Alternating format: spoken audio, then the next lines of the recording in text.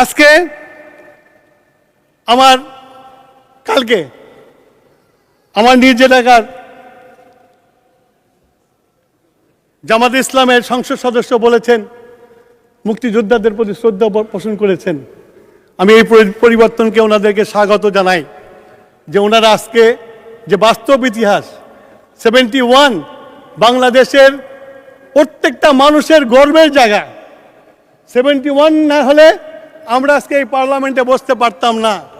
71 না হলে আমরা কেউ সংসদ সদস্য হতে পারতাম না।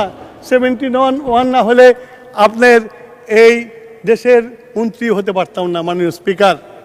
তাই আমি বলবো, যারা বলে 47 তো আমার সবচেয়ে বেশি অন করার কথা। আমার বাবা 47 একজন নেতা ছিল, তখন উনি লেজিসলেটিভ কাউন্সিলের মেম্বার ছিলেন। খান বাহাদুর টাইটেল দিয়েছে, উনি প্রত্যাখ্যান করেছিলেন। কিন্তু আমি 47কে আমি মানি না, এই জন্যই মানি না 47কে। এই 47 তৈরি হয়েছিল ধর্মের নামে বাঙালিকে শোষণ করার জন্য। সেই জন্য 47-এর কিন্তু আমার কাছে কোনো মূল্য নাই।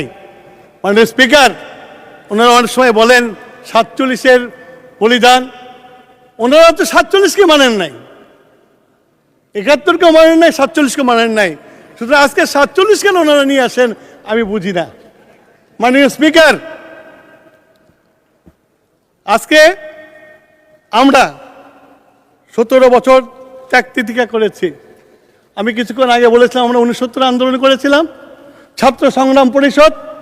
আমাদের 11 দফা দাবি ছিল, 11 দফা দাবি নিয়ে আমরা এহিয়া খানের পতন করেছিলাম, আইয়ুব খানের পতন করেছিলাম।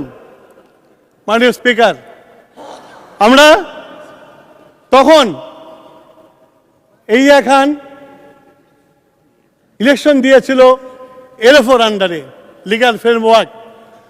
আমরা তখন প্রতিবাদ করেছিলাম এই নির্বাচনে যাওয়া যাবে না। মৌলানা ভাসানীর নেতৃত্বে আমরা বলেছিলাম ভোটের বাক্সে লাথি মারো, পূর্ব বাংলা স্বাধীন করো স্লোগান দিয়েছিলাম। মাননীয় স্পিকার,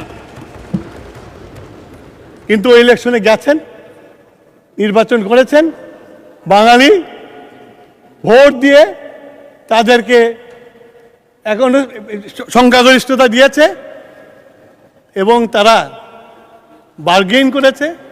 বার্গেন করে ফেল করার পরে যখন অ্যাকশন হয়েছে তখন নেতা গ্রেপ্তার হয়েছে আর সবাই পালিয়ে ভারতে চলে গেছে। মাননীয় স্পিকার, এই দেশটা বাংলাদেশের মানুষ স্বাধীন করেছে।